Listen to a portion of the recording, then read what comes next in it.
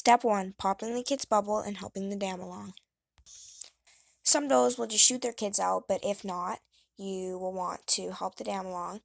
You pop the kid's bubble and pull down only when the doe is pushing. Once the kid's head is out, you'll want to dry its nose off with a towel.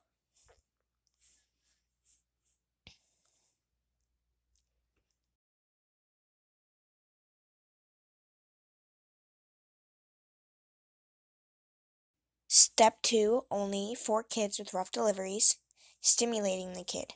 You'll want to vigorously rub the kid back and forth with a towel to stimulate it. You also may need to use a nasal aspirator to get any slime out of the kid's mouth and nose. Step 3. Tying the cord.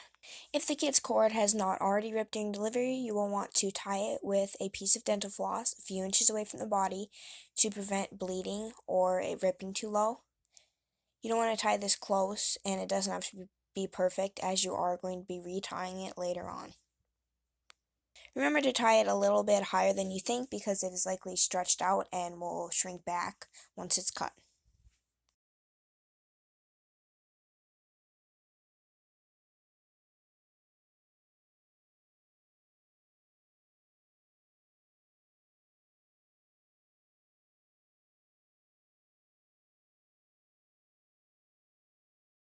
Step 4. Pulling the slime off of the kid. You'll want to grab any slime that's on the kid and get that pulled off.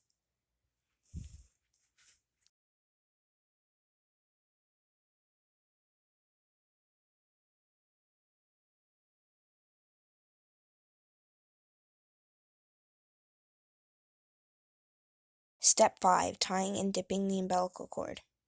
I have a looped piece of dental floss here, and you'll want to stick the kid's cord in the middle of the dental floss, and you want to tie it off a third to a half inch away from the kid's body.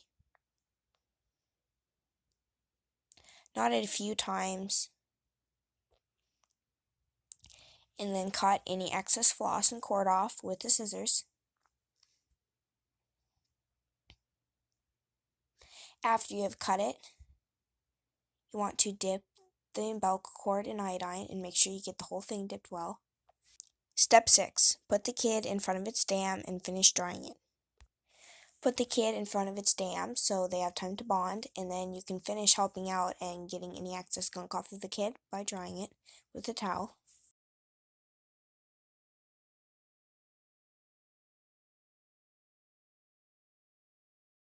Step 7. Get the kid on the teat. You need to get the kid on the teat and nursing. To do this, you just stick the kid underneath the dam and guide the teat towards its mouth and the kid towards the teat.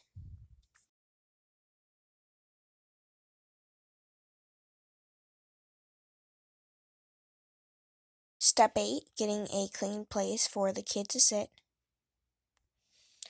Once the kid has nursed, you'll want to stick them on a clean pad.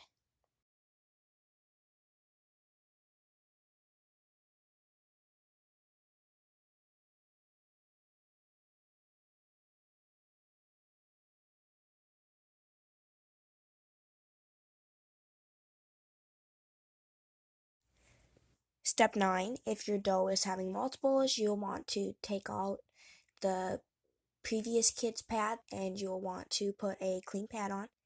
Be sure you don't pop any sacs hanging out just in case that's a placenta, as the placenta needs to hang down and weigh out the rest.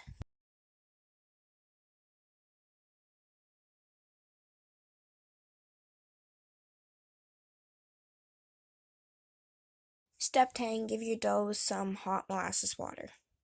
After a doe's kid, we give them hot molasses water. There is iron in the molasses to help replenish the blood lost, and the sugar content in the molasses helps give the does energy. The water also helps replenish the blood. If you don't already know this, does love drinking warm water, so that is why we use hot or warm water instead of cold water. Make sure you get the unsulfured molasses, and we use organic molasses.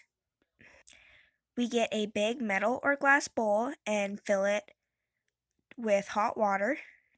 And then we add about 2 to 3 tablespoons of molasses to the water and mix it in. And then we give that to our doughs.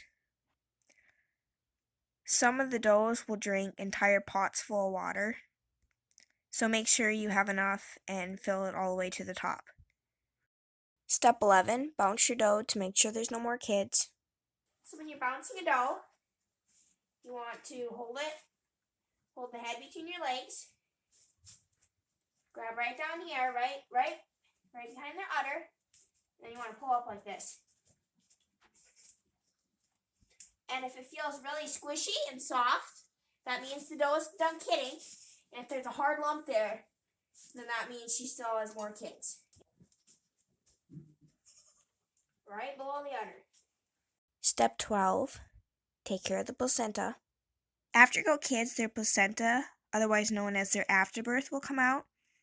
This can take up to 24 hours, but some goats will push it out right away after kidding. We remove that, and then we put it in a garbage bag and dispose of it. After the goat is done kidding, we will remove any bedding that may have gotten dirty during kidding. This just helps everything stay clean and sanitary. Step 13, give your does some pain medicine if needed. If our does have a rough delivery with kids in the wrong position or they tear, we will give our does about 3/4 of an inch of Butylis. Our goats are Nigerian Dwarves, so if you have a full-size goat, you are going to want to give more. If you have a really small Nigerian Dwarf doe, you're going to want to give a little bit less. Butylis is an herbal anti-inflammatory pain medicine.